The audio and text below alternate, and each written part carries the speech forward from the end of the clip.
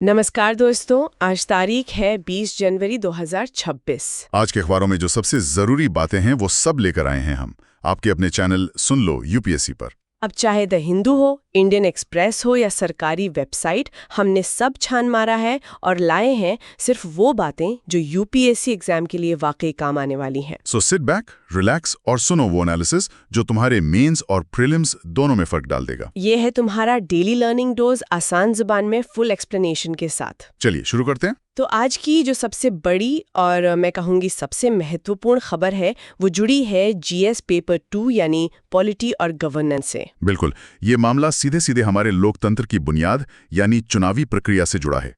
मामला है पश्चिम बंगाल का, जहां मतदाता सूचियों के एक स्पेशल इंटेंसिव रिवीजन, जिसे SIR कहा जा रहा है, उस पर सुप्रीम कोर्ट ने एक बहुत ही बड़ा फैसला सुनाया है। और ये फैसला सिर्फ एक राज्य के लिए नहीं बल्कि पूरे देश के लिए एक नजीर बन सकता है। ये टेक्नोलॉजी, नागरिक अधिकार और चुनाव आयोग की भूमिका के बीच के रिश्ते को फिर से परिभाषित करता है। तो हुआ क्या है आज? सुप्रीम कोर्ट ने क्या कहा?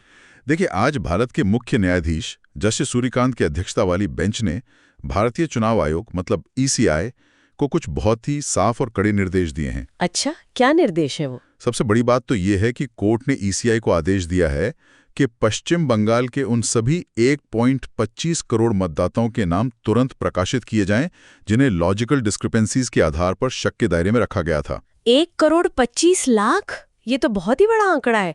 मतलब इतने लोगों का वोटिंग राइट खतरे में था? एग्जैक्टली, यही चिंता की बात थी और कोर्ट ने अपनी टिप्पणी में इस बात को उजागर भी किया। उन्होंने कहा कि ECI की इस प्रक्रिया से जनता में जबरदस्त तनाव और दबाव यानी स्ट्रेस एंड स्ट्रेन पैदा हुआ। जाहिर सी बात है, अगर किसी को पता चले कि उसका नाम वोटर लिस्ट से कट सकता है तो घबराहट तो होगी ही। बिल्कुल, और इसीलिए कोर्ट ने पारदर्शी सत्यापन प्रक्रियाओं की जरूरत पर जोर दिया। उन्होंने ये भी कहा कि सिर्फ सॉफ्टवेयर के भरोसे नहीं रहा जा सकता। और एक और जरूरी बात जो मैंने पढ़ी वो ये कि कोर्ट ने उम्र के प्रमाण के रूप में कक्षा 10 के एडमिट कार्ड को भी स्वीकार करने का आदेश दिया है। ये भी एक बड़ा कदम है। हाँ, ये बहुत प्रैक्टिकल कदम है। पहले ECI सिर्फ पासिंग सर्टिफिकेट पर जोर दे रहा था जो हर किसी के पास आसानी से उपलब्ध नहीं होता। एडमिट कार्ड एक ऐसा दस्तावेज है जो ज्यादातर लोगों के पास होता है। ये दिखाता है कि कोर्ट प्रक्रिया को आम नागरिक के लिए आसान बनाना चाहता है। ये तो हुई आज की बात, लेकिन यूपीएससी एस्पिरेंट्स के लिए ये समझना जरूरी है कि ये मामला उनके सिलेबस से कैसे जुड़ता है। सही सवाल। इसका सीधा लिंक है GS पेपर 2 से। इसमें ECI की शक्तियां, रिप्रेजेंटेशन ऑफ पीपल एक्ट यानी RPA और सबसे जरूरी हमारे मौलिक अधिकार सब शामिल हैं। और मेंस के लिए? मेंस के लिए एक बेहतरीन केस स्टडी है। सवाल बन सकता है कि शासन में तकनीकी हस्तक्षेप और प्रक्रियात्मक उचित प्रक्रिया के बीच तनाव को कैसे संतुलित किया जाए। मतलब टेक्नोलॉजी का इस्तेमाल जरूरी है, लेकिन क्या वो ड्यू प्रोसेस को ओवरराइड कर सकती है? और एक और एंगल भी है, चुनावी सूचियों की शुचिता मतलब प्योरिटी ऑफ इलेक्टोरल रोल्स और बड़े पैमाने पर मताधिकार से वंचित होने यानी मैस डिसएनफ्रेंचाइजमेंट के बीच संतुलन कैसे साधा जाए। परफेक्ट, यही इस केस का सार है। अब थोड़ा इसके बैकग्राउंड में चलते हैं ताकि पूरी कहानी समझ में आए। ये स्पेशल इंटेंसिव रिवीजन यानी SIR आखिर है क्या? हाँ, ये समझना जरूरी है। ये रेगुलर एनुअल समरी रिवीजन से अलग कैसे है? देखिए, एनुअल समरी रिवीजन हर साल होता है जिसमें नए वोटर्स जुड़ते हैं और जिनकी मृत्यु हो गई है उनके नाम हटाए जाते हैं। लेकिन SIR या स्पेशल इंटेंसिव रिवीजन एक ज्यादा गहरी और व्यापक प्रक्रिया है। मतलब इसमें पूरी लिस्ट को खंगाला जाता है। हाँ, इसके लिए कानूनी आधार मिलता है। Representation of the people act 1950 की धारा 21(3) से। मैं दोहराता हूं, सेक्शन 21 क्लॉज 3। ये ECI को डी नोवो वेरिफिकेशन यानी नए सिरे से सत्यापन करने की शक्ति देता है। और इसकी जरूरत क्यों पड़ी? ECI क्या ढूंढ रहा था? ECI का तर्क था कि वो घोस्ट वोटर्स, डुप्लीकेट एंट्रीज और जो लोग एक जगह से दूसरी जगह शिफ्ट हो गए हैं उन्हें हटाकर वोटर लिस्ट को साफ करना चाहते हैं। इरादा तो ठीक लगता है, फिर दिक्कत कहाँ आई? दिक्कत आई तरीके में। ECI ने इसके लिए ईरोनेट नाम के एक सॉफ्टवेयर टूल का इस्तेमाल किया और इसी सॉफ्टवेयर ने उन लॉजिकल डिस्क्रिपेंसीज को फ्लैग किया जिनकी हम बात कर रहे थे। अच्छा, तो अब आते हैं इन लॉजिकल डिस्क्रिपेंसीज पर। ये आखिर हैं क्या? कुछ उदाहरण दे सकते हैं? जरूर, ये बहुत जरूरी है समझना। पहला था प्रोजेनी काउंट। सॉफ्टवेयर ने उन परिवारों को फ्लैग किया जहां एक ही माता पिता से 6 से ज्यादा बच्चे जुड़े हुए थे। लेकिन भारत के ग्रामीण और पिछले दशकों के सामाजिक संदर्भ में ये कोई असामान्य बात तो नहीं थी। बड़े परिवार तो आम थे। बिल्कुल, यहीं पर टेक्नोलॉजी और सामाजिक वास्तविकता का टकराव शुरू होता है। सॉफ्टवेयर के लिए ये एक डेटा एरर है, लेकिन जमीन पर ये एक हकीकत हो सकती है। और दूसरा था एज गैप्स। अगर माता पिता और बच्चे के बीच उम्र का अंतर 15 साल से कम है या दादा दादी और पोते पोती के बीच 40 साल से कम है, तो उसे भी फ्लैग किया गया। ये तो और भी बड़ी समस्या है। ये तो सीधे सीधे भारत में बाल विवाह की ऐतिहासिक सामाजिक हकीकत को नजरअंदाज कर रहा है। हो सकता है किसी की शादी कम उम्र में हुई हो तो उम्र का अंतर कम होगा ही। एग्जैक्टली। तीसरा था नेम मिसमैचेस।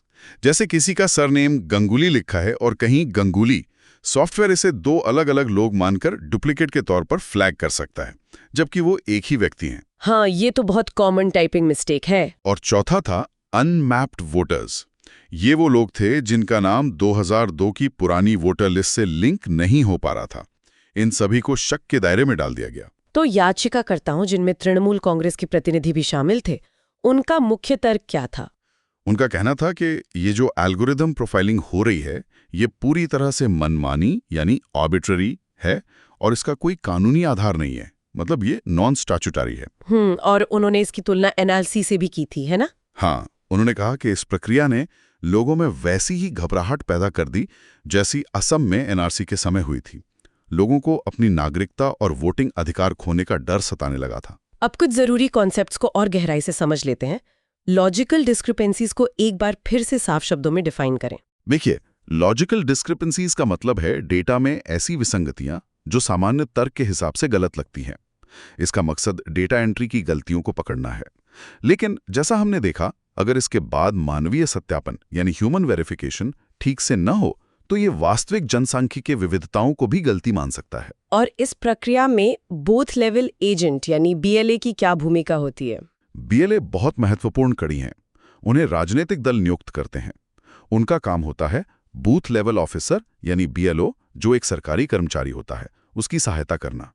वो ये सुनिश्चित करते हैं कि वोटर लिस्ट सही बन रही है और किसी असली वोटर का नाम गलत तरीके से न कटे। तो इस केस में उनकी भूमिका को और मजबूत किया गया है। हाँ, सुप्रीम कोर्ट के आदेश के बाद उनकी भूमिका और भी अहम हो गई है।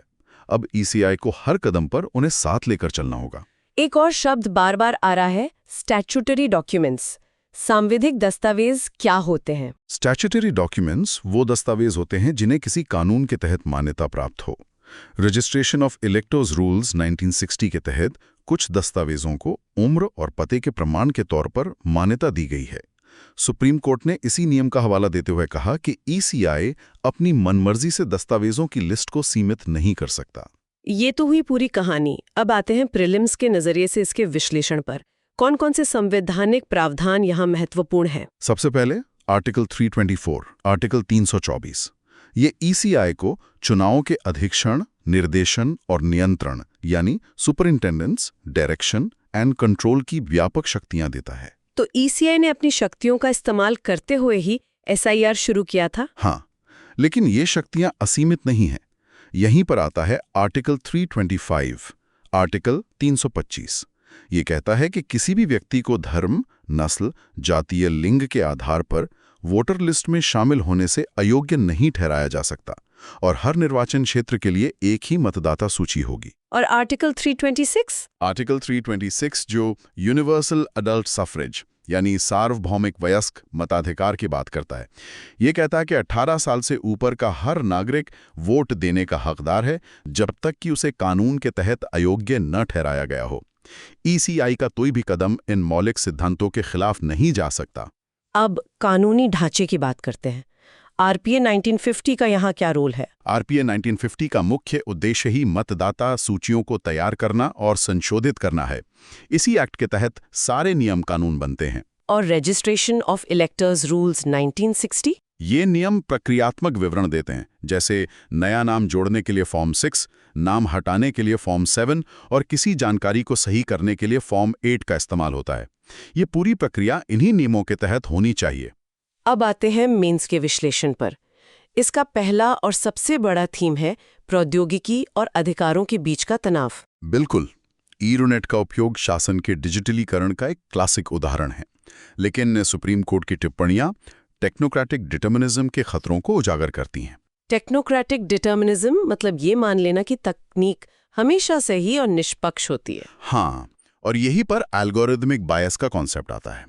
जैसे हमने चर्चा की, 15 साल के एज गैप को विसंगति मानना एक ऐसा एल्गोरिदम पूर्वाग्रह है जो सामाजिक वास्तविकताओं की अनदेखी करता है। एक और आरोप था ट्रांसपेरेंसी डेफिसिट का। कहा गया कि सारे निर्देश व्हाट्सएप के जरिए दिए जा रहे थे। जी, और ये प्राकृतिक न्याय के सिद्धांतों यानी प्रिंसिपल्स ऑफ नेचुरल जस्टिस का उल्लंघन है। सिद्धांत ये कहता है कि कोई भी राज्य कार्रवाई जो नागरिकों के मौलिक अधिकारों को प्रभावित करती है, वो दस्तावेजित होनी चाहिए, तर्कपूर्ण होनी चाहिए और सार्वजनिक होनी चाहिए। व्हाट्सएप पर दिए गए निर्देश इस कसौटी पर खरे नहीं उतरते। मेंस का दूसरा बड़ा थीम है चुनाव आयोग के कार्यों की न्यायिक समीक्षा। हाँ, जिसकी हमने शुरुआत में बात की थी। आर्टिकल 329B यानी आर्टिकल 329B चुनावी मामलों में न्यायिक हस्तक्षेप पर रोक लगाता है। लेकिन फिर भी कोर्ट ने हस्तक्षेप किया, क्योंकि जैसा election commission of India versus Ashok Kumar मामले में स्थापित किया गया था, कोर्ट का हस्तक्षेप चुनाव प्रक्रिया को सुविधाजनक बनाने और प्रशासनिक मनमानी को ठीक करने के लिए है, न कि उसमें बाधा डालने के लिए। सुप्रीम कोर्ट यहाँ ईसीआई की शक्तियों का उचित उपयोग सुनिश्चित कर रहा है। और तीसरा थीम संघवाद पर प्रभाव। इसका फेडरलिज्म से क्या लेना देना है? देखिए, जब किसी एक विशेष राज्य में इतने बड़े पैमाने पर मतदाताओं के नाम हटाने की प्रक्रिया चलती है, तो ये चिंता पैदा कर सकता है कि कहीं केंद्रीय चुनाव निकाय का इस्तेमाल राजनीतिक उद्देश्यों के लिए तो नहीं हो रहा। ये केंद्र राज्य संबंधों में तनाव पैदा कर सकता है। चुनाव कराने के लिए तो सहकारी संघवाद यानी कोऑपरेटिव फेडरलिज्म की जरूरत होती है। बिल्कुल, राज्य सरकार ही तो जनशक्ति प्रदान करती है, सुरक्षा व्यवस्था देखती है। अगर दोनों के बीच विश्वास की कमी होगी तो निष्पक्ष चुनाव कराना मुश्किल हो जाएगा। तो इस पूरे मामले के निहितार्थ क्या हैं? प्रशासनिक, सामाजिक और तकनीकी स्तर पर। प्रशासनिक स्तर पर ईसीआई को अब रसीदें जारी करने और शिकायतों के निपटारे के लिए एक मजबूत तंत्र बनाना होगा। बीएलए की भूमिका को और मजबूती मिलेगी। और सामाजिक स्तर पर? सामाजिक स्तर पर कोर्ट ने खुद कहा कि इस प्रक्रिया से तनाव और दबाव पैदा हुआ। लोगों में नागरिकता खोने की चिंता थी। अब एक पारदर्शी प्रक्रिया से ये घबराहट कम होगी और चुनावी प्रक्रिया में लोगों का विश्वास बढ़ेगा। और तकनीकी रूप से ये एक मिसाल है कि एल्गोरिदम द्वारा लगाए गए फ्लैग को अंतिम फैसला नहीं माना जा सकता। उसे हमेशा मानवीय जांच और विवेक के साथ जोड़कर देखा जाना चाहिए। तो आगे का रास्ता क्या है, वे फॉरवर्ड? सबसे पहले ईसीआई को लॉजिकल डिस्क्रिपेंसीज के लिए स्टैंडर्ड ऑपरेटिंग प्रोसीजर्स यानी एसओपीज बनाने चाहिए और उन्हें सार्वजनिक करना चाहिए। दूसरा, एक हाइब्रिड वेरिफिकेशन मॉडल अपनाना होगा। टेक्नोलॉजी एक सहायता है, मध्यस्थ नहीं। यानी टेक्नोलॉजी मदद करेगी, लेकिन अंतिम फैसला एक प्रशिक्षित इंसान ही लेगा। और तीसरा, वोटर एजुकेशन। बहुत जरूरी। लोगों को ये बताने के लिए एक अभियान चलाना होगा कि उनके अधिकार क्या हैं और प्रक्रिया क्या है, ताकि कोई अफवाहों से न घबराए। चलिए, ये तो हुआ पॉलिटी का सबसे बड़ा मुद्दा। अब आते हैं एक और अहम मुद्दे पर जो जीएस पेपर 2 और 3 दोनों से जुड़ा है। यह है विमानन क्षेत्र का विनियम। जी हाँ, हवाई किराए में जो बेतहाशा बढ़ोतरी होती है, उस पर सुप्रीम कोर्ट ने एक बहुत ही तीखी टिप्पणी की है। उन्होंने इसे शोषण यानी एक्सप्लॉयटेशन करार दिया है। ये तो हम सबकी जिंदगी से जुड़ा मुद्दा है। त्योहारों के समय या किसी इमरजेंसी में हवाई टिकट के दाम आसमान छूने लगते हैं। सीए यानी Directorate General of Civil Aviation को नोटिस जारी कर पूछा है कि इस पर लगाम क्यों नहीं कसी जा रही। कोर्ट ने कुछ उदाहरण भी दिए। हाँ, उन्होंने कुंभ मेले के दौरान या दिल्ली जोधपुर जैसे रूट्स पर अचानक किराए में कई गुना बढ़ोतरी का जिक्र किया और कहा कि ये सीधे सीधे शोषण है। यूपीएससी के नजरिए से ये क्यों महत्वपूर्ण है? इसका सिलेबस से सीधा लिंक है। जीएस पेपर 2 में स्टैट्यूटरी एंड रेगुलेटरी बॉडीज जैसे डीजीसीए और जीएस पेपर 3 में इंफ्रास्ट्रक्चर जिसमें एयरपोर्ट्स आते हैं। प्रीलिम्स के लिए भी कुछ पॉइंट्स हैं इसमें। हाँ, प्रीलिम्स के लिए एयरक्राफ्ट रूल्स 1937, डीजीसीए और एईआरए की शक्तियों में अंतर और उड़ान योजना जैसे टॉपिक्स महत्वपूर्ण हो जाते हैं। और मेंस के लिए ये एक क्लासिक बहस का विषय है। विनियमन बनाम राज्य का हस्तक्षेप और अल्पाधिकार वाले बाजारों यानी ओलिगोपोलिस्टिक मार्केट्स में उपभोक्ता संरक्षण कैसे सुनिश्चित किया जाए। थोड़ा इसके बैकग्राउंड को समझते हैं। हवाई किराए को लेकर नियम क्या है? देखिए, 1994 तक भारत में एयर कॉरपोरेशंस एक्ट के तहत सरकारी एयरलाइंस का एकाधिकार था। उदारीकरण के बाद निजी कंपनियों को आने दिया गया और किराए को बाजार पर छोड़ दिया गया। तो क्या सरकार का कोई कंट्रोल नहीं है? कंट्रोल है, लेकिन बहुत सीमित। एयरक्राफ्ट रूल्स 1937 का रूल 135, मैं दोहराता हूं, रूल 135, ये एयरलाइंस को टैरिफ तय करने की शक्ति देता है। लेकिन डीजीसीए को ये भी अधिकार है कि वो जांच करे कि किराया बहुत ज्यादा या शिकारी यानी प्रेडेटरी तो नहीं है। तो फिर डीजीसीए एक्शन क्यों नहीं लेता? यहीं पर रेगुलेटरी वैक्यूम है। कानून में प्रेडेटरी या एक्सेसिव जैसे शब्दों की कोई साफ परिभाषा नहीं है। इसलिए डीजीसीए के लिए साबित करना मुश्किल हो जाता है कि कोई किराया वाकई में अत्यधिक है। और एआरए की क्या भूमिका है? Airports economic regulatory authority. Era airport charges को रेगुलेट करती है, जैसे लैंडिंग फीस, पार्किंग फीस आदि। वो सीधे हवाई किराए को नियंत्रित नहीं करती। तो अब आते हैं मेंस के विश्लेषण पर। ये जो डायनामिक प्राइसिंग है, इसका अर्थशास्त्र क्या है? डायनामिक प्राइसिंग एक रेवेन्यू मैनेजमेंट तकनीक है। एयरलाइंस एल्गोरिदम का इस्तेमाल करती हैं जो मांग, समय और कितनी सीटें बची हैं, इन सब के आधार पर कीमत तय करता है। इसके पक्ष में क्या तर्क दिए जाते हैं? एयरलाइंस कहती हैं कि इससे वो अपना रेवेन्यू अधिकतम कर पाती हैं, जो कि एक कम लाभ मार्जिन वाले उद्योग के लिए जरूरी है। वो ये भी तर्क देती हैं कि इसी वजह से वो उन लोगों को सस्ते टिकट दे पाती हैं जो बहुत पहले बुकिंग करते हैं। और इसके खिलाफ तर्क, जो कि कोर्ट का भी दृष्टिकोण है? इसके खिलाफ तर्क ये है कि भारत जैसे अल्प अधिकार बाजार में, जहां दो बड़े समूह इंडिगो और टाटा ग्रुप 85% से ज्यादा बाजार को नियंत्रित करते हैं, ये कार्टेलाइजेशन जैसा हो सकता है। मतलब कंपनियां मिलकर कीमतें बढ़ा सकती हैं। हाँ, और किसी इमरजेंसी की स्थिति में यह जमाखोरी या प्राइस गाउजिंग बन जाता है।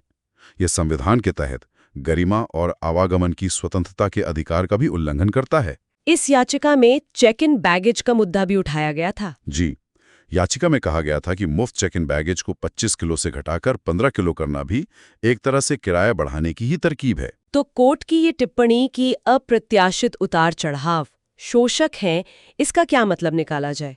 इसका मतलब है कि कोर्ट शायद विमानन को अब एक लग्जरी नहीं बल्कि एक पब्लिक यूटिलिटी यानी एक सार्वजनिक उपयोगिता के रूप में देख रहा है, जैसे बिजली या पानी, जिस पर सरकार का कुछ नियंत्रण होना चाहिए। कुछ आंकड़े भी हैं इस बारे में। हाँ, रिपोर्ट्स बताती हैं कि त्योहारों के दौरान किराए में 300 से 400% तक की वृद्धि हो जाती है, जो किसी भी तर्क से जायज नहीं ठहराई जा सकती। तो इसका समाधान क्या हो सकता है?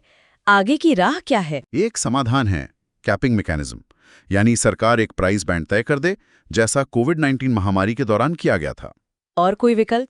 दूसरा विकल्प हो सकता है एल्गोरिथमिक ऑडिट्स। एक रेगुलेटरी संस्था एयरलाइन के प्राइसिंग एल्गोरिथम का ऑडिट करे ताकि पारदर्शिता बनी रहे। और तीसरा? पारदर्शिता, बिल्कुल। एयरलाइंस को ये खुलासा करना चाहिए कि किस कीमत पर कितनी सीटें यानी बकेट उपलब्ध हैं, ताकि उपभोक्ता एक सूचित निर्णय ले सकें। चलिए पॉलिटी के एक और जरूरी विषय पर आते हैं। ये व्यक्तिगत स्वतंत्रता और कार्यकारी शक्ति के बीच के टकराव को उजागर करता है। मामला लुकआउट सर्कुलर यानी एलओसी के दुरुपयोग का है। जी, ये मामला डॉक्टर संग्राम पाटिल का है, जिन्हें हाल ही में मुंबई हवाई अड्डे पर विदेश जाने से रोक दिया गया। उन्हें क्यों रोका गया? उनके खिलाफ एक डाउनग्रेडेड लुकआउट सर्कुलर जारी किया गया था। आरोप है कि उन्होंने सोशल मीडिया पर कुछ आपत्तिजनक सामग्री पोस्ट की थी, जो भारतीय न्याय संहिता यानी बीएनएस की धारा 353(2) के तहत एक अपराध है। ये डाउनग्रेडेड एलओसी क्या होता है? ये पहली बार सुन रही हूँ। ये पुलिस द्वारा इस्तेमाल की जाने वाली एक चतुर रणनीति है। सामान्य एलओसी का मतलब होता है डिटेन एंड इन्फॉर्म, यानी व्यक्ति को हिरासत में लो और हमें सूचित करो। लेकिन डाउनग्रेडेड एलओसी का मतलब है प्रिवेंट एंड इन्फॉर्म, यानी बस यात्रा करने से रोको और हमें सूचित करो। इससे क्या फर्क पड़ता है? इससे कानूनी अधर अलीगल लिम्बो की स्थिति बन जाती है। व्यक्ति तकनीकी रूप से हिरासत में नहीं है, इसलिए वो जमानत के लिए आवेदन नहीं कर सकता, लेकिन उसकी विदेश यात्रा की स्वतंत्रता छीन ली गई है और उसे पता भी नहीं है कि ये रोक कब हटेगी। ये तो आर्टिकल 21 यानी व्यक्तिगत स्वतंत्रता के अधिकार का खुला उल्लंघन है। बिल्कुल। सुप्रीम कोर्ट ने Maneka Gandhi v Union of India के ऐतिहासिक मामले में साफ कहा था कि विदेश यात्रा का अधिकार व्यक्तिगत स्वतंत्रता का एक अभिन्न अंग है। इस पर कोई भी रोक कानून द्वारा स्थापित प्रक्रिया के तहत ही लग सकती है, जो निष्पक्ष और उचित हो। और एलओसीज का तो कोई स्टैट्यूटरी बैकिंग भी नहीं है ना? सही कहा। एलओसीज का कोई विशिष्ट वैधानिक समर्थन नहीं है। ये गृह मंत्रालय यानी एमएचए के ऑफिस ज्ञापनों या ऑफिस मेमोरेंडा के आधार पर जारी किए जाते हैं। 2021 के दिशा निर्देश तो ये भी कहते हैं कि भारत के आर्थिक हितों को नुकसान पहुंचाने वाले व्यक्ति के खिलाफ भी एलओसी जारी हो सकता है। ये बहुत ही अस्पष्ट और व्यापक आधार है। और जिस धारा के तहत इन पर आरोप है, बीएनएस की सेक्शन 353(2), वो क्या है? ये पुरानी आईपीसी की धारा 5052 की जगह लेती है। ये विभिन्न समुदायों के बीच दुश्मनी, घृणा या दुर्भावना पैदा करने वाले बयानों से संबंधित है। तो मेंस के नजरिए से ये डाउनग्रेडेड एलओसी की रणनीति को कैसे देखा जाना चाहिए? इसे कार्यकारी शक्ति के दुरुपयोग के एक उदाहरण के रूप में देखा जाना चाहिए। यह नागरिकों को परेशान करने और उनकी स्वतंत्रता को बिना किसी उचित कानूनी प्रक्रिया के प्रतिबंधित करने का एक तरीका है। इस्तेमाल सोशल मीडिया पोस्ट जैसे मामलों में होता है तो ये असहमति और लोक व्यवस्था के बीच के टकराव का मुद्दा भी बन जाता है। हाँ, ये आर्टिकल 19(1)(a यानी भाषण और अभिव्यक्ति की स्वतंत्रता पर एक चिलिंग इफेक्ट डालता है।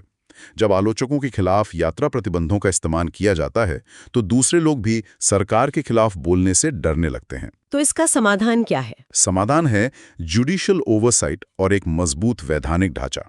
अदालतों को एलओसी के दुरुपयोग पर सख्ती बरतनी होगी और सरकार को एलओसी जारी करने के लिए एक स्पष्ट और पारदर्शी कानून बनाना चाहिए। प्रोपोर्शनैलिटी टेस्ट का भी सिद्धांत है ना? बिल्कुल। एजेंसियों को यह साबित करना होगा कि यात्रा पर प्रतिबंध लगाना उस कथित अपराध के अनुपात में है और ये एकमात्र उपलब्ध विकल्प था। हर छोटे मोटे मामले में एलओसी जारी करना अनुपातिकता के सिद्धांत का उल्लंघन है। पॉलिटी सेक्शन का एक आखिरी छोटा लेकिन महत्वपूर्ण टॉपिक, ये राजनीतिक दलों में आंतरिक लोकतंत्र से जुड़ा है। नितिन नवीन को निर्विरोध भारतीय जनता पार्टी का नया राष्ट्रीय अध्यक्ष चुना गया है। ये यूपीएससी के लिए कैसे महत्वपूर्ण है? ये जीएस पेपर 2 के टॉपिक आरपीए की मुख्य विशेषताओं से जुड़ता है और मेंस के लिए ये राजनीतिक दलों में आंतरिक लोकतंत्र की बहस को समझने का एक अच्छा उदाहरण है। आरपीए 1951 की सेक्शन 29A में कुछ प्रावधान है इस बारे में। हाँ, सेक्शन 29A ऑफ आरपीए 1951 ये कहता है कि ईसीआई में रजिस्ट्रेशन के लिए हर राजनीतिक दल का एक संविधान होना चाहिए और उन्हें उसका पालन करना होगा। इस संविधान में पार्टी के पदों के लिए नियमित चुनाव कराने का प्रावधान होना जरूरी है। लेकिन क्या सभी पार्टियां इसका पालन करती हैं? यही तो समस्या है। भारत में ज्यादातर राजनीतिक दल वंशवादी या तदर्थ नियुक्तियों पर चलते हैं। वहां नियमित और निष्पक्ष आंतरिक चुनाव नहीं होते। इस लिहाज से भाजपा द्वारा अपनाई गई औपचारिक चुनाव प्रक्रिया, भले ही वो निर्विरोध हो, प्रक्रियात्मक पालन का एक उदाहरण तो है। विधि आयोग ने भी इस पर कुछ सिफारिशें की थीं। हाँ, लॉ कमीशन ने सिफारिश की थी कि आंतरिक पार्टी चुनावों को अनिवार्य बनाया जाना चाहिए और ईसीआई द्वारा उनकी निगरानी की जानी चाहिए, लेकिन ये सुधार अभी भी लंबित हैं। चलिए अब रुक करते हैं अंतर्राष्ट्रीय संबंधों का। और यहाँ आज भारत पोलैंड की रणनीतिक साझेदारी पर एक बड़ी खबर है। भारत ने एक बहुत ही स्पष्ट और सख्त रुख अपनाया है। क्या हुआ है? नई दिल्ली में विदेश मंत्री एस जयशंकर और पोलिश उप प्रधानमंत्री रोडोस्लाव सिकोर्स्की के बीच एक बैठक हुई। इसमें विदेश मंत्री जयशंकर ने सार्वजनिक रूप से पोलैंड से आतंकवाद पर शून्य सहिष्णुता यानी जीरो टॉलरेंस की नीति अपनाने का आग्रह किया। ये तो बहुत सीधी बात है। उन्होंने और क्या कहा? उन्होंने भारत के पड़ोस में आतंकवादी बुनियादी ढांचे को बढ़ावा देने वालों के खिलाफ भी चेतावनी दी। इसका सीधा इशारा पाकिस्तान की तरफ था। और इसका संदर्भ क्या था? पोलैंड से ये सब क्यों कहा गया? क्योंकि हाल ही में पोलैंड के उप प्रधानमंत्री ने पाकिस्तान का दौरा किया था और वहां एक संयुक्त बयान में जम्मू कश्मीर का जिक्र किया गया था, जो भारत के लिए एक रेड लाइन है। अच्छा, तो भारत ने अपनी नाराजगी साफ तौर पर जाहिर कर दी। बिल्कुल। इसी बैठक में रूसी तेल आयात का मुद्दा भी उठा। पश्चिमी देश भारत की आलोचना करते रहे। इस पर जयशंकर ने कहा कि भारत को चयनात्मक रूप से लक्षित करना यानी सिलेक्टिव टारगेटिंग अनुचित और अन्यायपूर्ण है। यूपीएससी के लिए ये क्यों महत्वपूर्ण? ये जीएस पेपर 2 में भारत की द्विपक्षीय साझेदारी और विकसित देशों की नीतियों का भारत पर प्रभाव, इन दोनों टॉपिक से जुड़ता है। मेंस के लिए ये भारत की रणनीतिक स्वायत्ता यानी स्ट्रैटेजिक ऑटोनॉमी का एक बेहतरीन उदाहरण है। प्रीलिम्स के लिए पोलैंड की लोकेशन भी जरूरी है। हाँ, उसकी सीमा यूक्रेन और बेलारूस से लगती है। वो V4 यानी विसेग्राद ग्रुप का भी सदस्य है। थोड़ा भारत पोलैंड संबंधों के बैकग्राउंड के बारे में बताइए। भारत और पोलैंड ने अगस्त 2024 में ही अपने संबंधों को रणनीतिक साझेदारी का दर्जा दिया है। पोलैंड यूरोपीय संघ और नाटो का एक महत्वपूर्ण सदस्य है, इसलिए भारत के लिए वो मध्य यूरोप में एक अहम भागीदार है। तो पाकिस्तान वाला मुद्दा एक तरह से इस साझेदारी में एक रोड़ा बन गया था। हाँ, एन इरिटेंट। और भारत ने अपनी कूटनीति से साफ कर दिया कि वो अपने मूल हितों पर कोई समझौता नहीं करेगा। और ऊर्जा सुरक्षा का जो मुद्दा है, यूक्रेन युद्ध के बाद से भारत ने अपनी ऊर्जा जरूरतों को पूरा करने के लिए रियायती दरों पर रूसी तेल का आयात बढ़ाया है।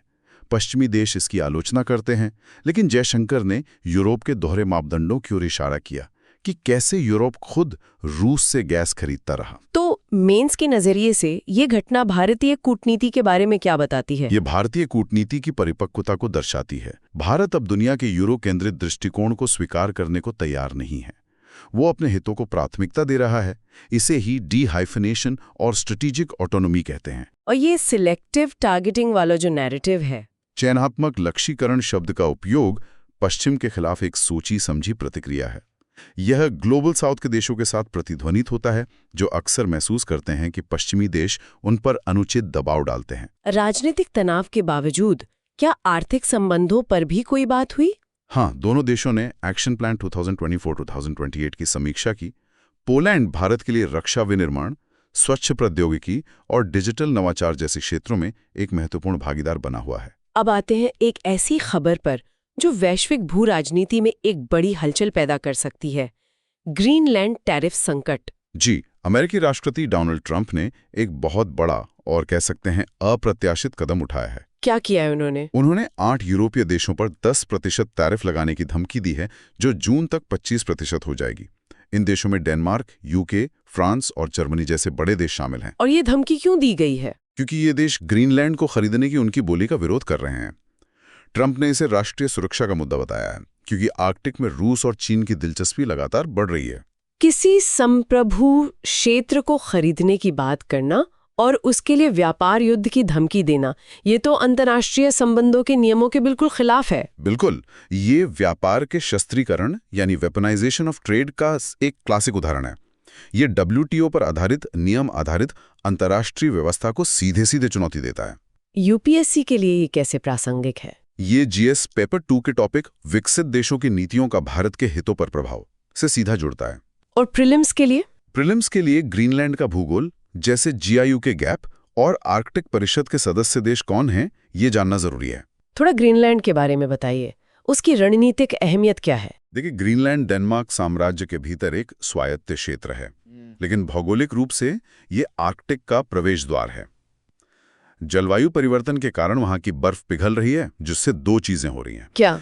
एक, नए शिपिंग मार्ग खुल रहे हैं, जैसे नॉर्दर्न सी रूट, जो एशिया और यूरोप के बीच की दूरी को काफी कम कर सकता है। और दूसरा, वहां दबे दुर्लभ पृथ्वी तत्वों यानी रेयर अर्थ एलिमेंट्स REE और यूरेनियम के विशाल भंडार तक पहुंचना आसान हो रहा है। और RES तो आज की टेक्नोलॉजी के लिए बहुत जरूरी है। एग्जैक्टली। स्मार्टफोन से लेकर इलेक्ट्रिक गाड़ियों और रक्षा उपकरणों तक सब में REEs का इस्तेमाल होता है, और अभी इस पर चीन का दबदबा है। इसीलिए अमेरिका, चीन और रूस तीनों आर्कटिक पर अपना प्रभाव बढ़ाना चाहते हैं। ये GIU के गैप क्या है? JIU के गैप का मतलब है ग्रीनलैंड, आइसलैंड, UK गैप। ये उत्तरी अटलांटिक में एक नौसैनिक चोक पॉइंट है। जो भी इस गैप को नियंत्रित करता है, वो रूसी नौसेना को अटलांटिक महासागर में आने से रोक सकता है। शीत युद्ध के दौरान ये बहुत महत्वपूर्ण था।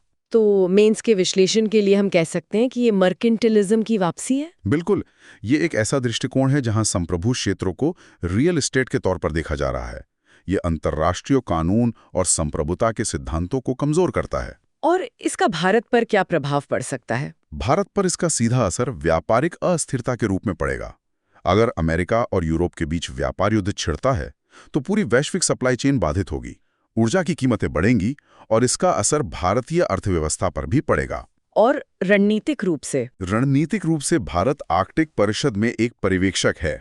आर्कटिक में बढ़ती प्रतिस्पर्धा भारत के लिए भी चुनौतियां और अवसर दोनों पैदा करती है।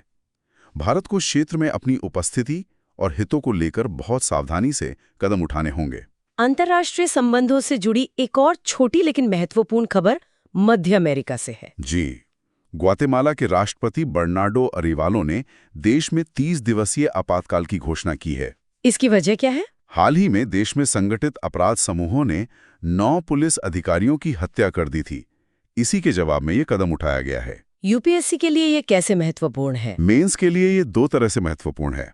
पहला, यह अमेरिकी सीमा पर जो प्रवासन का संकट है, उसके मूल कारणों को समझने में मदद करता है।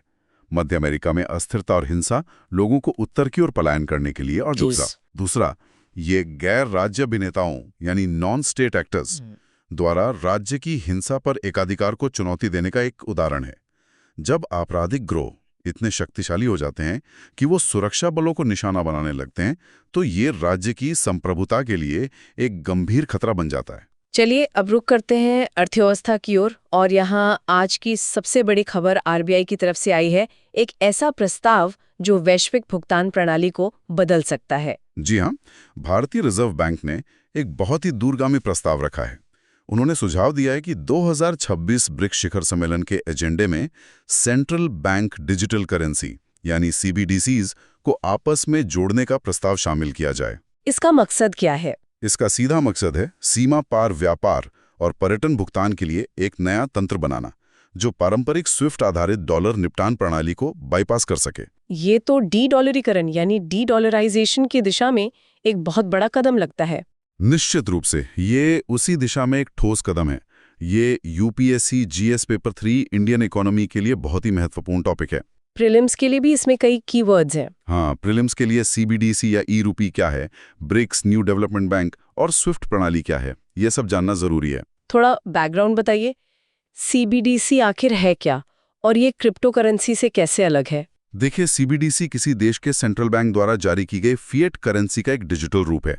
ये एक तरह से डिजिटल कैश है जिसकी देनदारी सीधे आरबीआई पर होती है, जबकि क्रिप्टो करेंसी जैसे बिटकॉइन विकेंद्रीकृत होती है और किसी भी केंद्रीय प्राधिकरण द्वारा समर्थित नहीं होती। और यूपीआई से ये कैसे अलग है? यूपीआई आपके कमर्शियल बैंक खाते में रखे पैसे को ट्रांसफर करने का एक इंटरफेस है। पैसा अभी भी एचडीएफसी या एसबीआई जैसे बैंक की देनदारी है। सीबीडीसी में पैसा सीधे आरबीआई की बैलेंस शीट पर होगा। तो ये डी डॉलरीकरण की जरूरत क्यों महसूस हो रही है? क्योंकि आज वैश्विक व्यापार और वित्त पर अमेरिकी डॉलर का प्रभुत्व है। यह अमेरिका को अपनी वित्तीय प्रणाली का एक हथियार के रूप में इस्तेमाल करने की अभूतपूर्व शक्ति देता है, जैसे किसी भी देश पर प्रतिबंध लगाकर उसे स्विफ्ट प्रणाली से बाहर कर देना, जैसा रूस के साथ हुआ। बिल्कुल। ब्रिक्स देश इसी वित्तीय निर्भरता को कम करना चाहते हैं ताकि वे अपनी स्वतंत्र विदेश नीति अपना सकें। एक एम-ब्रिज प्रोजेक्ट का भी जिक्र आता है, वो क्या है? M-bridge project bank for international settlements यानी बीआईएस के नेतृत्व में एक पायलट प्रोजेक्ट है, जिसमें चीन, यूएई, हांगकांग और थाईलैंड के सेंट्रल बैंक शामिल हैं। वो भी सीबीडीसीज को जोड़ने पर काम कर रहे हैं। आरबीआई का प्रस्ताव एक तरह से इसका ब्रिक्स विशिष्ट संस्करण बनाने का है। तो मेंस के विश्लेषण के लिए इसका सबसे बड़ा फायदा वित्त में रणनीतिक स्वायत्तता है। हाँ, सीबीडीसीज को जोड़ने से सदस्य देश अमेरिकी संवाददाता बैंकों पर निर्भर हुए बिना वास्तविक समय में कम लागत पर सीमा पार हस्तांतरण कर सकेंगे। इसे T+0 सेटलमेंट कहते हैं। ये भारत जैसे देश के लिए ऊर्जा सुरक्षा सुनिश्चित करने में भी मदद करेगा, क्योंकि हम प्रतिबंधों की चिंता किए बिना किसी भी देश से तेल खरीद सकेंगे। लेकिन इसमें चुनौतियां भी तो होंगी। बिल्कुल। सबसे बड़ी चुनौती है टेक्नोलॉजी स्टैंडर्ड की। अलग अलग देशों के डिजिटल लेजर को एक साथ काम करने लायक बनाना, जिसे इंटरऑपरेबिलिटी कहते हैं, बहुत जटिल है। और चीन का दबदबा? वो दूसरी और शायद सबसे बड़ी भू-राजनीतिक चुनौती है। चीन का डिजिटल युआन ECNY दुनिया में सबसे उन्नत सीबीडीसी है। यह एक वास्तविक चिंता है कि इस नई व्यवस्था पर चीनी युआन का प्रभुत्व हो सकता है। भारत को यह सुनिश्चित करना होगा कि यह प्लेटफॉर्म बहुध्रुवीय और लोकतांत्रिक बना रहे। गोपनीयता यानी प्राइवेसी का भी एक मुद्दा है। हाँ, सीमा पार सीबीडीसी प्रवास से जुड़े डेटा, स्थानीयकरण और गोपनीयता प्रोटोकॉल पर एक आम सहमति बनाना भी एक बड़ी चुनौती होगी। चलिए अब इकोनॉमी की एक और खबर देखते हैं, जो प्रतिस्पर्धी संघवाद यानी कॉम्पिटिटिव फेडरलिज्म का एक बेहतरीन उदाहरण है। जी, दावोस में चल रहे विश्व आर्थिक मंच यानी WEF में महाराष्ट्र सरकार ने एक बड़ा निवेश अभियान चलाया है। क्या हुआ है वहाँ?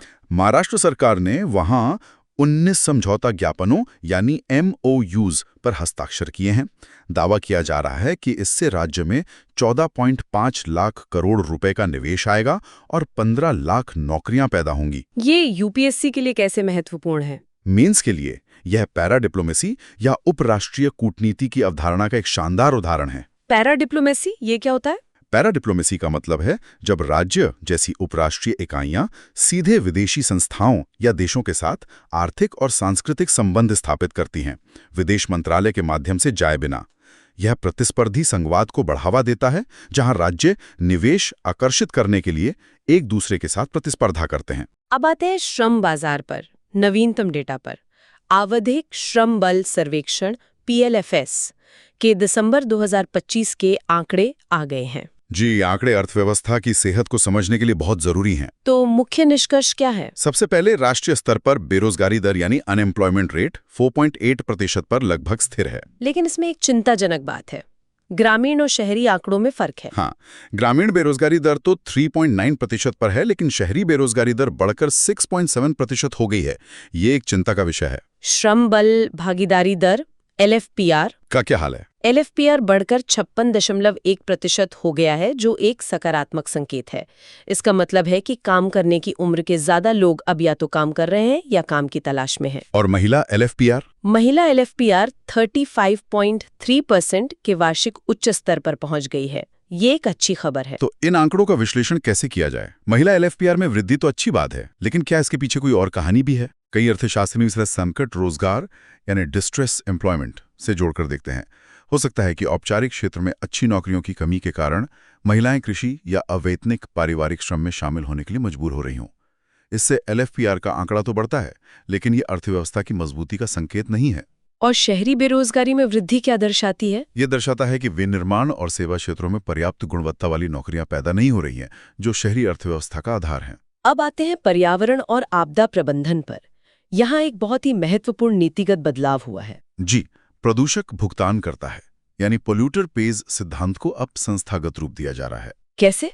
पर्यावरण, वन और जलवायु परिवर्तन मंत्रालय MOEFCC ने पर्यावरण संरक्षण कोष नियम 2026 को अधिसूचित किया है। ये जन विश्वास अधिनियम 2023 के तहत बनाए गए एक फंड को क्रियान्वित करता है। तो इस फंड में पैसा कहाँ से आएगा? और इस फंड का स्रोत होंगे वो दंड जो पर्यावरण संरक्षण अधिनियम, वायु अधिनियम और जल अधिनियम के उल्लंघन पर लगाए जाएंगे। और इस पैसे का बंटवारा कैसे होगा? यहीं पर सबसे महत्वपूर्ण प्रावधान है। 75% पैसा राज्यों को जाएगा और 25% केंद्र के पास रहेगा। ये तो बहुत बड़ा कदम है। इसका क्या महत्व है? इसका बहुत बड़ा महत्व है। ये पर्यावरण के क्षेत्र में राजकोषीय संघवाद यानी फिस्कल फेडरलिज्म इन एनवायरनमेंट को मजबूत करता है। अभी तक राज्यों के प्रदूषण नियंत्रण बोर्ड यानी SPCB हमेशा फंड की कमी से जूझते रहते थे। अब उन्हें अपने हिस्से का एक निश्चित फंड मिलेगा। और इस पैसे का इस्तेमाल कहाँ किया जा सकता है? नियमों में यह भी साफ किया गया है, इसका इस्तेमाल केवल प्रदूषण की रोकथाम, पर्यावरण की बहाली और अनुसंधान एवं विकास के लिए ही किया जा सकता है। और किन चीजों के लिए इसका इस्तेमाल नहीं हो सकता? इसका इस्तेमाल वेतन देने, कार्यालय बनाने या विदेश यात्राओं जैसे प्रशासनिक खर्चों के लिए नहीं किया जा सकता। और ऑडिट? इसका ऑडिट CAG द्वारा किया जाएगा, जो पारदर्शिता और जवाबदेही सुनिश्चित करेगा। तो कुल मिलाके ये प्रवर्तन की एक चक्रीय अर्थव्यवस्था बना रहा है। बिल्कुल। जुर्माने से जो पैसा आएगा उससे निगरानी और प्रवर्तन क्षमता बढ़ेगी, जिससे और बेहतर अनुपालन होगा। स्वास्थ्य से जुड़ी एक चिंताजनक खबर मध्य प्रदेश से है। जी, मध्य प्रदेश के नीमच जिले में गुइलेन बैरे सिंड्रोम यानी GBS का एक प्रकोप देखने को मिला है। ये GBS क्या है? यह एक दुर्लभ ऑटो इम्यून डिसऑर्डर है, जिसमें शरीर की प्रतिरक्षा प्रणाली गलती से पेरिफेरल नसों पर हमला करने लगती है। इसके लक्षण क्या हैं? इसकी शुरुआत आमतौर पर पैरों में कमजोरी और झुंझुनी से होती है, जो धीरे धीरे पूरे शरीर में फैल सकती है और व्यक्ति को लकवाग्रस्त भी कर सकती है। और इसका कारण? इसका सटीक कारण तो पता नहीं है, लेकिन यह अक्सर कैंपेलोबैक्टर जेजुनी, इन्फ्लुएंजा या जीका जैसे किसी वायरल या बैक्टीरियल संक्रमण के बाद होता है। UPSC के लिए इसकी क्या प्रासंगिकता है? हमें ऐसी बीमारियों का पता लगाने और उन पर प्रतिक्रिया देने के लिए अपने स्वास्थ्य ढांचे को मजबूत करने की जरूरत है। जैव विविधता से जुड़ी एक रोचक खोज हुई है। हाँ, भारत में एक नई प्रजाति ब्रांड का हेजहॉग पहली बार जम्मू कश्मीर में पाया गया है। इसके बारे में कुछ बताइए। इसका वैज्ञानिक नाम है पैराचीनस हाइपोमेलास। यह एक मरुस्थलीय निशाचर जीव है जो सर्दियों में शीत निद्रा यानी हाइबरनेशन में चला जाता है। और इसकी IUCN स्थिति? इसकी IUCN स्थिति लीस्ट कंसर्न है, मतलब ये अभी खतरे में नहीं है, लेकिन भारत में इसका पाया जाना यहाँ की जैव विविधता के लिए एक महत्वपूर्ण खोज है। अब आते हैं विज्ञान और प्रौद्योगिकी पर। यहाँ मिशन मौसम चरण 2 के तहत एक बड़ा अपडेट है। क्या है वो अपडेट? सरकार ने 4 प्रमुख शहरों दिल्ली, मुंबई, चेन्नई और पुणे में 200 स्वचालित मौसम स्टेशनों यानी ऑटोमेटेड वेदर स्टेशंस AWS की तैनाती की घोषणा की है। इसका उद्देश्य क्या है? इसका उद्देश्य है शहरी बाढ़ और हीट वेव जैसी आपदाओं के प्रबंधन के लिए हाइपर लोकल मौसम पूर्वानुमान प्रदान करना। हाइपर लोकल मतलब अभी हमें पूरे शहर का पूर्वानुमान मिलता है, इसके बाद हमें हर वार्ड स्तर का बहुत ही सटीक पूर्वानुमान मिल सकेगा। यह भारतीय मौसम विज्ञान को शहर स्तर से वार्ड स्तर की सटीकता तक ले जाने का एक बड़ा कदम है। समुद्री अनुसंधान से जुड़ी भी एक खबर है। जी, आईएनएस सागर ध्वनि और सागर मैत्री मिशन, ये प्रीलिम्स के लिए महत्वपूर्ण फैक्ट्स हैं। आईएनएस सागर ध्वनि क्या है? यह डीआरडीओ का एक ओशनोग्राफिक रिसर्च वेसल है, यानी एक ऐसा जहाज जो समुद्री अनुसंधान के लिए बनाया गया है। और मिशन सागर मैत्री? ये इस जहाज का एक मिशन है जिसका उद्देश्य हिंद महासागर रिम के देशों के साथ वैज्ञानिक सहयोग को बढ़ावा देना है। चलिए, अब आज के सभी महत्वपूर्ण प्रीलिम्स फैक्ट्स को जल्दी से रिवाइज करते हैं। जरूर। पहला, लॉजिकल डिस्क्रिपेंसीज। ये वो शब्द है जो ईसीआई द्वारा पश्चिम बंगाल एसआईआर में इस्तेमाल किया गया। दूसरा, ब्रांड्स हेजहॉग भारत में पहली बार जम्मू कश्मीर में मिला। इसकी IUCN स्थिति है लीस्ट कंसर्न। तीसरा, रूल 135, एयरक्राफ्ट रूल्स 1937। ये डीजीसीए को अत्यधिक हवाई किराए की जांच करने का अधिकार देता है। चौथा, INS सागर ध्वनि। ये DRDO का पोत है जो मिशन सागर मैत्री पर है। पांचवा, नितिन नबीन, भाजपा के नए अध्यक्ष। छठा, एनवायरमेंटल प्रोटेक्शन फंड। इसमें 75% हिस्सा राज्यों को और 25% केंद्र को मिलेगा। इसका ऑडिट CAG द्वारा किया जाएगा। और सातवां, PLFS दिसंबर 2025। राष्ट्रीय बेरोजगारी दर 4.8% है और महिला LFPR 35.3% के वार्षिक उच्च स्तर पर है। अब आते हैं सबसे महत्वपूर्ण सेक्शन पर, मेंस की आंसर राइटिंग प्रैक्टिस। बिल्कुल, ज्ञान को लागू करना सबसे जरूरी है। तो आज का पहला प्रश्न GS पेपर 2 पॉलिटी से है। प्रश्न है, लोकतंत्र के लिए चुनावी सूचियों की शुचिता आवश्यक है, लेकिन इसे मतदाता के मताधिकार से वंचित करने की कीमत पर हासिल नहीं किया जा सकता है। इस संदर्भ में पश्चिम बंगाल में विशेष गहन संशोधन SIR पर हाल की सुप्रीम कोर्ट की टिप्पणियों पर चर्चा करें। बहुत ही अच्छा सवाल है। इसका मॉडल उत्तर कैसे बनाया जाए? सबसे पहले इंट्रोडक्शन में आप SIR को परिभाषित करें और आर्टिकल 324 के तहत ECI के जनादेश का उल्लेख करें। बॉडी में क्या लिखेंगे? बॉडी में आप 3 मुख्य बिंदु बना सकते हैं। पहला, संघर्ष, यानी टेक्नोलॉजी इरोनेट बनाम सामाजिक वास्तविकता, जिसमें आप एल्गोरिदमिक बायस का उदाहरण देंगे। दूसरा, अधिकारों का मुद्दा, कैसे सबूत का बोझ नागरिकों पर डाल दिया गया और यह प्राकृतिक न्याय का उल्लंघन कैसे था। और तीसरा, सुप्रीम कोर्ट का सुधारात्मक कदम, सूचियों को प्रकाशित करने और वैधानिक दस्तावेजों को स्वीकार करने का आदेश। और निष्कर्ष संबंध से प्रश्न है, आर्थिक उपकरण तेजी से भू राजनीतिक दबाव के प्राथमिक उपकरण बनते जा रहे हैं। ग्रीनलैंड के संबंध में यूरोपीय राष्ट्रों पर हालिया अमेरिकी टैरिफ खतरों के संदर्भ में इस कथन का विश्लेषण करें। ये भी एक बहुत ही सामयिक प्रश्न है। इसके उत्तर की रूपरेखा कैसे बनेगी? इंट्रोडक्शन में आप ट्रंप की धमकी का संदर्भ देंगे, जिससे पता चले कि आप मुद्दे से वाकिफ हैं। और बॉडी में? बॉडी में पहला पॉइंट होगा रणनीति में बदलाव, कैसे अब सैन्य दबाव की जगह आर्थिक दबाव ले रहा है, जिसे व्यापार का शस्त्रीकरण कहते हैं। दूसरा पॉइंट होगा रणनीतिक संदर्भ, ग्रीनलैंड का मूल्य क्या है, रेयर अर्थ्स, आर्कटिक कंट्रोल। और तीसरा, इसका प्रभाव, ये कैसे नियम आधारित व्यवस्था WTO को कमजोर कर रहा है और एक नए व्यापार युद्ध का खतरा पैदा कर रहा है। और इसका निष्कर्ष क्या होगा? निष्कर्ष में आप लिख सकते हैं कि ये घटना एक यथार्थवादी रियलिस्ट विश्व व्यवस्था को दर्शाती है, जहां राष्ट्रीय हित गठबंधनों और अंतर्राष्ट्रीय नियमों पर हावी हो जाते हैं, और ये गठबंधनों की नाजुकता को भी उजागर करता है। बहुत ही व्यापक रूपरेखा। चलो अब देखते हैं कि आज आपने कितना ध्यान से सुना। आपके लिए 5 MCQs। पहला प्रश्न, पर्यावरण संरक्षण कोष नियम 2026 के संबंध में निम्नलिखित कथनों पर विचार करें। 1. यह कोष केवल पर्यावरण संरक्षण अधिनियम 1986 के तहत लगाए गए दंड से बनाया जाएगा। 2. एकत्र की गई राशि का 75% राज्यों को आवंटित किया जाएगा। 3. इस धन का उपयोग अधिकारियों के विदेशी दौरों के लिए किया जा सकता है। कौन सा से कथन सही है? A. 1 and 3 only, B. 2 only, C. 2 and 3 only, D. 1, 2 and 3। हाँ, थोड़ा ट्रिकी है। इसका सही उत्तर है B. 2 only। और बाकी गलत क्यों है? कथन एक गलत है क्योंकि फंड में EPA के अलावा एयर एक्ट और वाटर एक्ट के तहत लगाए गए दंड भी शामिल होंगे। और कथन 3 गलत है क्योंकि नियमों में साफ तौर पर विदेशी दौरों जैसे प्रशासनिक खर्चों के लिए इसके उपयोग पर रोक लगाई गई है। बिल्कुल सही। दूसरा प्रश्न, हाल ही में समाचारों में रहा शब्द लॉजिकल डिस्क्रिपेंसीज किससे संबंधित है? ए, आरबीआई का डिजिटल मुद्रा एल्गोरिदम।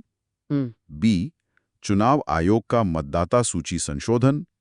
सी, इसरो की satellite data mapping.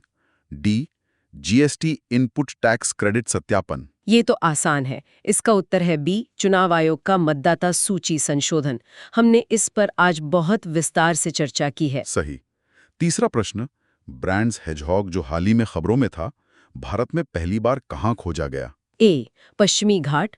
B, Thar मरुस्थल। सी, जम्मू और कश्मीर। डी, अंडमान और निकोबार। इसका सही उत्तर है सी, जम्मू और कश्मीर। एकदम सही। चौथा प्रश्न, दिसंबर 2025 के लिए आवधिक श्रम बल सर्वेक्षण PLFS के अनुसार निम्नलिखित में से कौन सा सही है? 1. पिछले महीने की तुलना में शहरी बेरोजगारी दर में कमी आई है। 2. महिला श्रम बल भागीदारी दर LFPR अपने वार्षिक उच्च स्तर पर पहुंच गई है। ए, केवल 1। बी, केवल 2। सी, 1 और 2 दोनों। डी, न तो 1 और ना ही 2। इसका सही उत्तर है बी, केवल 2, क्योंकि शहरी बेरोजगारी दर वास्तव में बढ़ी है, घटी नहीं है, जबकि महिला LFPR अपने वार्षिक उच्च स्तर पर पहुंच गई है। बहुत बढ़िया। और पांचवां और अंतिम प्रश्न, सागर मैत्री पहल जो हाल ही में चर्चा में थी, किसके बीच एक सहयोग है?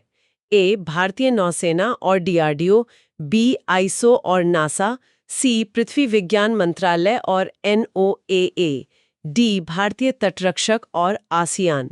इसका सही उत्तर है ए, भारतीय नौसेना और DRDO। INS सागर ध्वनि DRDO का जहाज है और यह मिशन नौसेना के सहयोग से चलाया जा रहा है। तो ये था आज का हमारा विस्तृत विश्लेषण। और आज की मुख्य बातें बिल्कुल साफ हैं। पॉलिटी में सुप्रीम कोर्ट ने चुनावी प्रक्रिया में पारदर्शिता और नागरिक अधिकारों पर जोर दिया है। टेक्नोलॉजी को जवाबदेह होना ही होगा।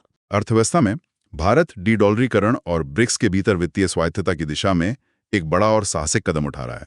अंतर्राष्ट्रीय संबंधों में भारत ने अपनी रणनीतिक स्वायत्तता को बहुत मजबूती से प्रदर्शित किया है, चाहे वो पोलैंड के साथ हो या वैश्विक मंच पर। और पर्यावरण में प्रदूषक भुगतान करता है सिद्धांत को अब एक मजबूत संस्थागत और वित्तीय ढांचा मिल गया है, जो एक बहुत बड़ा सुधार है। आज की मेहनत कल की कहानी बदल देगी। अगर ये सेशन अच्छा लगा तो लाइक, शेयर और कमेंट जरूर करो और सब्सक्राइब करो सुन लो UPSC को। 299 मेंबरशिप ज्वाइन करके एक्सक्लूसिव कंटेंट का एक्सेस लो।